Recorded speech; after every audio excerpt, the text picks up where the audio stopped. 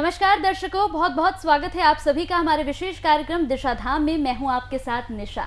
दर्शकों, एकमात्र ऐसा कार्यक्रम है जिसके साथ जुड़कर आप अध्यात्म की ओर बढ़ सकते हैं। लगातार हमारा प्रयास रहता है कि आपसे माता जी जुड़ें और जुड़ने के बाद कई ज्ञान की बातें आप तक पहुंचाएं।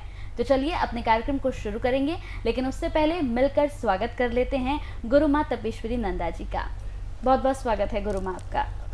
तो बिल्कुल दर्शकों, अपने आज के खास कार्यक्रम की शुरुआत करेंगे और जैसा कि हमेशा से माता जी का ये पूरा प्रयास रहता है कि आप तक वो तमाम ज्ञान की बातें यहाँ पर पहुँचाएं और आपको यहाँ पर अध्यात्म की ओर लेकर चलें। तो चलिए अपने कार्यक्रम की शुरुआत करते हैं कुछ प्रश्नों के साथ। गुरु माँ, जिस तरह से हम हमेशा से कार्यक्रम में जुड़ती हैं आप और साथ ही यहाँ पर लोगों से बातचीत भी करती हैं, हमेशा से कई खास मुद्दों पर हमारी बातचीत हुई है, चाहे लामा फेरा पर हो या फिर तमाम सिद्धियों पर भी आपने बातचीत की है। आज मेरा सवाल है आपसे, मैंने कई बार देखा है कि आपके आश्रम में यज्ञ भी होते हैं, तो इन यज्ञों का क्या महत्व है, ये आप बताइए। देखिए निशा जी, अगर हम यज्ञ की बात करें तो यज्ञ का हमारे जीवन में बहुत ही महत्वपूर्ण स्थान है, क्योंकि यज्ञ के द्वारा ही जब हम किसी कार्य को पूर्णता की तरफ ले जाते हैं तो हमें पूर्णता की प्राप्ति होती है। जैसा आपने पहले देखा है कि जो हमारे ऋषि मुनि होते थे बहुत यज्ञ करते थे और यज्ञ के द्वारा ही ब्रह्मांड को शुद्ध करते थे। यानी ब्रह्मांड को शुद्ध करने का मतलब यही है कि जो इस ब्रह्मांड में नेगेटिव शक्तियाँ होती हैं, जो एक दूसरे को परेशान करती हैं, जैसे सुर और असुर दोनों शक्तियाँ हैं। सुर जो दैवी शक्ति होती है, असुर जो राक्षसों की, और गुरु भी दोनों के ही होते हैं। जैसा असुरों के अगर हम गुरु की बात करें तो गुरु शुक्राचार्य असुरों के गुरु हैं, और देवताओं के गुरु की बात करें तो गुरु बृहस्पति। आज हम अगर गुरु धारण करते हैं तो हम बृहस्पतिवार को बहुत ही महत्वपूर्ण दिन समझते हैं, क्योंकि ये दिन जो है गुरु का दिन होता है। इस दिन हम गुरु की एनर्जी को एकदम अपनी कुंडली शक्ति पर स्थापित कर लेते हैं और उसी से हमारी शरीर की जितनी भी प्राण ऊर्जा है, जितनी भी हमारी शक्तियाँ हैं, वो सब जागृत होती हैं। जब जब आप गुरु से गुरु मंत्र लेते हैं और बृहस्पतिवार के दिन आप विशेष रूप से गुरु के द्वारा दिए गए नियमों का पालन करते हैं, तो आप जो है गुरु की कृपा, यानी गुरु क्या है, जो आपको ज्ञान दे रहे हैं, जो आपको दिशा दिखा रहे हैं, जो आपकी दशाओं को सुधारते हैं, तो गुरु की ऊर्जा आपको प्राप्त होती है। इसी तरीके से यदि हम यज्ञ की बात करते हैं, हम फिर से जो है यज्ञ पे आ जाते हैं। यज्ञ की अगर हम बात करें, जैसा अभी हमने बताया कि गुरु असुरों के भी हैं और देवताओं के भी हैं, तो जो देवता लोग होते हैं या ऋषि मुनि हैं, वो भी एक देव योनि के ही होते हैं। जब वो यज्ञ करते हैं तो असुर जो है उसमें बाधाएं डालने आते हैं, और जो हम यज्ञ कर रहे हैं वो किसी एक उद्देश्य के लिए कर रहे हैं। जैसे हमें प्रकृति की आपदाएं यदि परेशान करती हैं तो उनके लिए हमें कौन सा यज्ञ करना है, ये जानना हमारे लिए बहुत जरूरी है। अगर हम प्रकृति की आपदाओं के अनुसार कोई यज्ञ करते हैं तो प्रकृति की आपदाएं नष्ट हो जाती हैं। अभी जैसे कोरोना टाइम चल रहा था, सभी लोग बहुत ज़्यादा परेशान थे।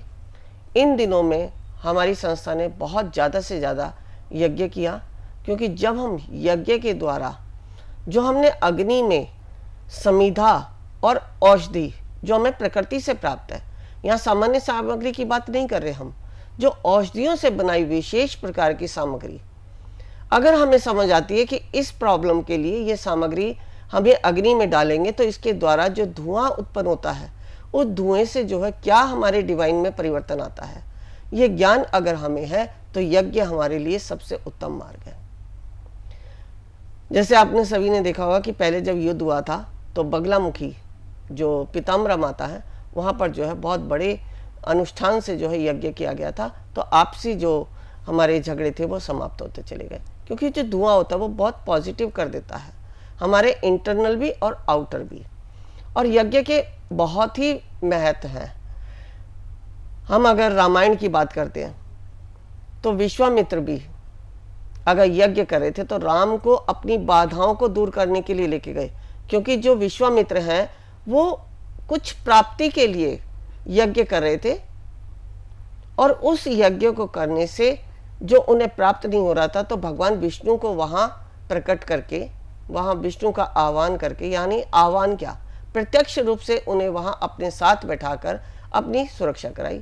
तो यज्ञ करते समय हमें ये नियमों का भी ध्यान रखना चाहिए। जैसे विश्वामित्र ने राम को साक्षात वहाँ बुला के लाए, लेकिन अब कलयुग है, ना यहाँ राम है, ना लक्ष्मण है, और कोई देवी देवता भी नहीं है।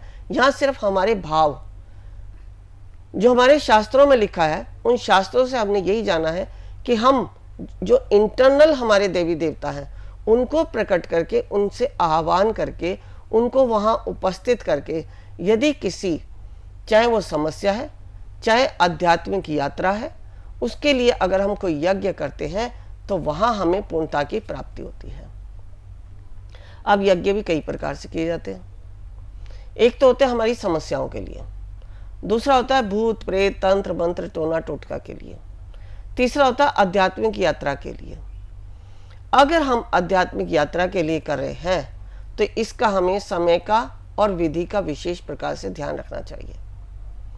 जैसे आप आध्यात्मिकता के लिए अगर यज्ञ को करते हैं तो आपने जहाँ भी आपका यज्ञ कुंड है, पहली बात तो जिस भी किसी देवी देवता की आप पूजा कर रहे हैं उसके अनुसार आपको यज्ञ कुंड स्थापित करने का जो डिज़ाइन होता है वह मालूम होना चाहिए। यदि आपको वह डिज़ाइन मालूम है तो आप जिस किसी देवी देवता की आराधना करने जा रहे हैं, जिसकी आप शक्ति को अपने अंदर अर्जित करने जा रहे हैं, अगर आप चाहते हैं कि आपके अंदर वो शक्ति पूर्ण रूप से प्राप्त हो आपको, तो उसके लिए विशेष यज्ञ का आयोजन किया जाता है। कहीं पर देखा होगा कि आपने चौकोर यज्ञ कुंड होते हैं, कहीं देखा होगा कि आपने योनि के आकार के यज्ञ कुंड होते हैं, कहीं पर देखा आपने 3 स्टेप वाले यानी 3 स्टेप वाले यज्ञ कुंड होते हैं। वहाँ 3 कलर भी होते हैं, रेड ब्लैक एंड वाइट। तो ये हमें मालूम होना चाहिए कि ये जो यज्ञ कुंड हमने स्थापित किया है ये किस देवी देवता या किस मंत्र के लिए है। यदि आपको ये सब मालूम है तो आप यज्ञ के द्वारा जो प्राप्त करना चाहते हैं वह एकदम से प्राप्त कर लेते हैं। आपको बहुत जल्दी आपको अपने लक्ष्य की प्राप्ति हो जाती है। अभी हमने बात की यज्ञ कुंड की। अब इसके साथ साथ यदि हमें ये मालूम है कि हम कौन से मंत्र के लिए या कौन सी पूजा के लिए क्या समिधा ले रहे हैं तो आपको तो भी लक्ष्य की प्राप्ति होती है, चाहे वह ग्रह नक्षत्रों की स्थिति हो या अपने आध्यात्मिक क्षेत्र की हो या अपनी समस्याओं के अनुसार। यदि हमें ये सारा ज्ञान है तो हम यज्ञ में पूर्णता को प्राप्त कर लेते हैं। बहुत सारे लोग हैं जो ध्यान साधना सिद्धियों से कुछ नहीं प्राप्त करते, लेकिन यज्ञ एक ऐसा विकल्प है जहां आप जो भी कुछ गेन करना चाहते हैं वहां आपको बहुत ही जल्दी और बहुत पूर्णता के साथ आपको प्राप्ति होती है। एक तो वहाँ जो अग्निदेव हैं और जो हमारे 5 तत्व के देवता हैं वो वहाँ उपस्थित होते हैं। इसके साथ साथ जो प्रथम पूज्य गणपति हैं, जो शुभता को लाने वाले हैं, अशुभता को हटाने वाले हैं, उनका आह्वान करके हम बैठते हैं तो हमारे यज्ञ में कोई भी विघ्न बाधा नहीं आती है। यदि हम समस्या को जानते हुए शारीरिक रोगों की बात करें तो शारीरिक रोगों के अनुसार हम तत्व को जानकर उस व्यक्ति के लिए उसी प्रकार के मंत्र से यज्ञ करते हैं तो हमारे यज्ञों के द्वारा हमें वो लाभ मिलता है जो हम पाना चाहते हैं। अब ये तो हुआ हमारा यज्ञ में समिधा क्या होनी चाहिए, मंत्र क्या होनी चाहिए। अब सामग्री की भी हम बात कर लें। जो हमारी प्रकृति वो बहुत ही विशाल है। यहाँ शायद आप लोगों ने ऐसी ऐसी जड़ी बूटियां जो सुनी भी नहीं होंगी, लेकिन उनके द्वारा यदि यज्ञ में आहुति दे दी जाए तो आपके बड़े से बड़े काम भी जो है बन जाते हैं, आपकी समस्त बाधाएं दूर होने लगती हैं। बस जो मैं यज्ञ कराती हूँ उसमें मैं समिधा और अपने मंत्रों का विशेष ध्यान रखती हूँ। इसके साथ साथ उन मंत्रों के साथ साथ कौन सी सामग्री हमें उस यज्ञ कुंड में इस्तेमाल करनी है उस मंत्र के लिए, यह अगर आपको जानकारी है तो आप यज्ञ से ही सब कुछ प्राप्त कर सकते हैं। यज्ञ से आप पूरे ब्रह्मांड को दूषित होने से बचा सकते हैं। यज्ञ से आप समस्त जीव की समस्त समस्याओं का समाधान कर सकते हैं। पहले कुछ नहीं था, सिर्फ ऋषि मुनि यज्ञ ही करते थे या ध्यान करते थे, इसके अलावा कुछ नहीं था। ये तो अब कलयुग है, यहाँ बहुत सारी हीलिंग्स आ गई हैं और भी बहुत सारे हमारे विकल्प हैं जिनके द्वारा हम अपनी समस्याओं को देखते हैं और उनके अनुसार कार्य करते हैं। क्योंकि हमारे जीवन में एक ही विकल्प नहीं है, हमें प्रत्येक जीव के अनुसार, प्रत्येक मनुष्य के अनुसार, प्रत्येक जाति के अनुसार धर्म के अनुसार, संस्कृति के अनुसार कार्य करना पड़ता है। यदि हमें ये सारा ज्ञान है तो हम सब कुछ कर सकते हैं। हम एक सक्षम गुरु के लिए माने जाते हैं, और इसके अलावा यदि हमें इतना ज्ञान नहीं है तो हम चाहे कितने ही यज्ञ कर लें, उसका कोई भी लाभ हमें नहीं मिलता है। तो इस तरह का ज्ञान जो है मैं 3 साल के कोर्स में सिखाती भी हूँ कि आपको यज्ञ में कौन सी संविधा लेनी है, कौन सी सामग्री लेनी है, किसके लिए कौन सा मंत्र हमें इस्तेमाल करना है, कौन से मंत्र का हम उच्चारण करें जो हमें कार्य में पूर्णता मिल जाए।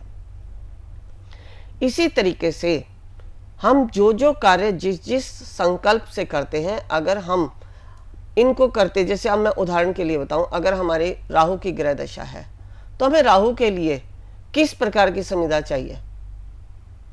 यदि आप राहु के मंत्र को बुधवार के दिन दुर्वा से और राम राहुवे नमः से मंत्र का उच्चारण करते हुए आहुति देते हैं तो आपके जो है राहु दोष समाप्त होने लगते हैं। इसके अलावा अब राहु दोष ये तो वह यज्ञ के द्वारा, लेकिन और भी बहुत सारे विकल्प होते हैं। जरूरी नहीं है कि आप एक ही अगर आपने कार्य कर लिया तो उससे आपको लाभ होगा। हो सकता है ये एनर्जी यज्ञ की आपकी एनर्जी से मैच ना करे, तो आपको कोई भी, हम जैसे माला ही हुई, कोई माला धारण करवा दी या कोई पदार्थ आपको दे दिया या आपसे कोई क्रिया करवा दी तो भी आपके राहु दोष समाप्त हो जाते हैं। अब हमें ये देखना बहुत ही अनिवार्य है कि किसके लिए कौन सी क्रिया उत्तम रहेगी राहु दोष के लिए। यज्ञ से होती है तो हम यज्ञ के द्वारा करेंगे, कोई माला धारण करने से होती है तो माला धारण करवाएंगे, कोई क्रिया करने से होती है तो वो क्रिया कराएंगे। लेकिन ये व्यक्ति के अपनी ग्रहों की स्थिति को, यानी उसके जन्म कुंडली में या उसके साथ जो घट रहा है उसको समझते हुए हम इस क्रिया को करते हैं। अब इसके साथ साथ जैसे हम अगर मान लो आयु वृद्धि की अगर हम बात करें या रोग दोष की हम बात करते हैं, तो रोग दोषों के लिए हम रोग निवारण मंत्र का यज्ञ में आहुति देके अगर हम उस रोग का निवारण करते हैं तो उस रोगों से हमें मुक्ति मिलती है। अब यहाँ भी वही विकल्प है कि सारी समस्या हमारी यज्ञ से नहीं होती। हाँ, कुछ समस्या ऐसी हैं जो यज्ञ के अलावा होती ही नहीं। जैसे आपने भूत प्रेत तंत्र मंत्र बहुत सुना होगा। बहुत सारे लोग होते हैं जिनके अंदर जो है ये जो हमारी डिवाइन में जो सूक्ष्म एनर्जी है, जिनको ब्रह्मांड में मुक्ति का मार्ग नहीं मिल रहा है, वो किसी के शरीर में प्रवेश हो जाती है तो वो व्यक्ति अपने खुद के अपने आपे से बाहर हो जाता है। वह अपने शरीर में खुद नहीं होता, जो दूसरी शक्ति होती है वह स्वयं उसके शरीर में प्रवेश करती है और वह उसी भाषा में बोलता है जो वो शक्ति बुलवाती है। तो इस तरह की भूत प्रेत तंत्र मंत्र की क्रियाएं जो हैं यज्ञ के द्वारा अगर हम करते हैं तो उसके बाद जो है उसका अंत हो जाता है और वह मोक्ष को प्राप्त हो जाता है। क्योंकि जो भी कोई आत्मा होती है अगर किसी के शरीर में भी प्रवेश करती है तो वह अपनी मुक्ति पाने के लिए करती है। ये नहीं है कि हमें वो परेशान कर रही है। अगर हम उनको समझ लें तो हम उसी मार्ग के अनुसार उनको मुक्ति भी दिला सकते हैं। क्योंकि अग्नि एक ऐसा विकल्प है, जैसे हमारी जब मृत्यु हो जाती है तो अंतिम समय में हमें दाह संस्कार किया जाता है, यानी अग्नि से संस्कार किया जाता है। वहाँ हमारी जो भी हमारा शरीर है वो नष्ट हो जाता है।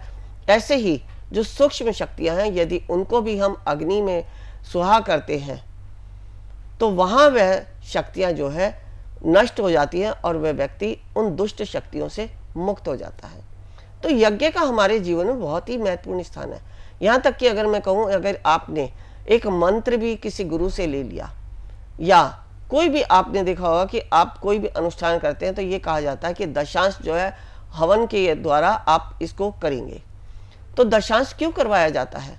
क्योंकि जो भी कुछ हमने मंत्र के द्वारा जपा है उसमें हमने उन समस्त देवी देवताओं को भोग दिया है 10वां भाग अपने मंत्र का। जब हम 10वां भाग अपने मंत्र का भोग के रूप में यज्ञ में आहुति देकर देते हैं तो हमारा वो मंत्र पूर्ण हो जाता है। यानी जैसे हम एक मंदिर में पूजा करते हैं और भगवान को फिर भोग लगाते हैं, प्रसाद देते हैं, चाहे हमने घर में कोई भी पदार्थ बनाया। इसी प्रकार जब हम कोई मंत्र जप रहे हैं तो उसका भोग हम उसी मंत्र के द्वारा अग्नि में देकर यज्ञ के द्वारा अपने देवताओं तक पहुंचाते हैं। अभी जैसे हमारी संस्था में क्या होता है, होली और दिवाली ये 2 ऐसे समय हैं जहां यज्ञों का बहुत ही महत्व माना जाता है। होली के दिनों में सब जो है नीरसता भरा जीवन हो जाता है सबका। सबको ये रहता है कि कोई तंत्र मंत्र करा देगा, कोई टोना टोटका करा देगा, जैसे हमारा व्यापार बंद हो गया, किसी की कोख बंद है, किसी का संतान नहीं हो रही है। इस तरह के बहुत सारे विकल्प हमारे पास आते हैं और बहुत सारे समस्याएं लेके हमारे पास आते हैं। तो उस तरह की एनर्जी जो है होली के दिनों में नष्ट की जाती है। तो होली के दिन के ये जो यज्ञ होते हैं ये हमारे शिवरात्रि से और होली तक लगातार चलते हैं। अब होली के दिनों में जो हम यज्ञ कर रहे हैं उसमें हमें कैसे दिशा बंधन करके बैठना है, कैसे मंत्रों को जपना है, ये अगर हमें पूर्ण रूप से ज्ञान है तो हम इन समस्त नकारात्मक शक्तियों को दूषित करके डिवाइन से रिलीज कर सकते हैं। दूषित कैसे?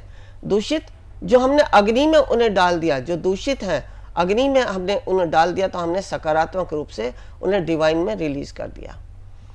अब यहाँ हम बात करते हैं दिवाली की।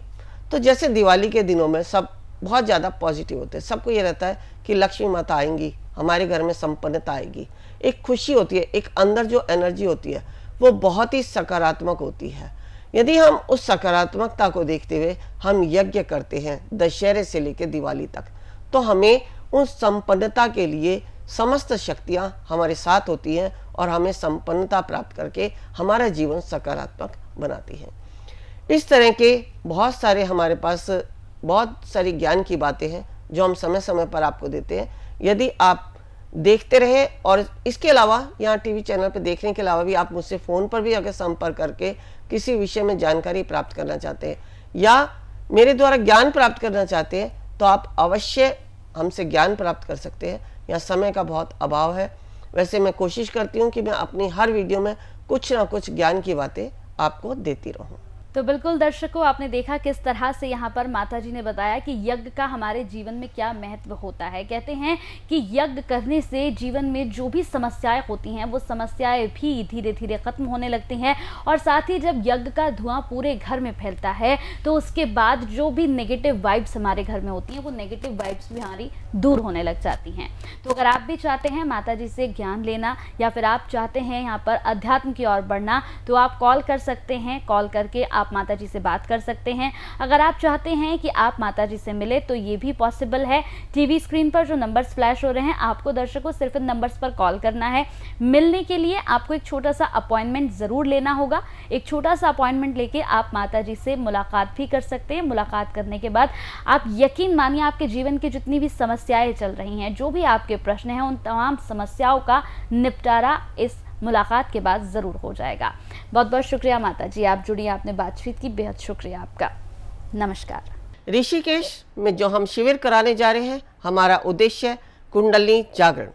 कुंडलिनी जागरण के लिए आवश्यक है ओम को सिद्ध करना, नागपाश खोलना, विचारों से शून्य होना, समर्पण भाव आना, शरीर में बैठने की क्षमता होना, तभी आप प्राप्त कर सकते हैं कुंडलिनी शक्ति को।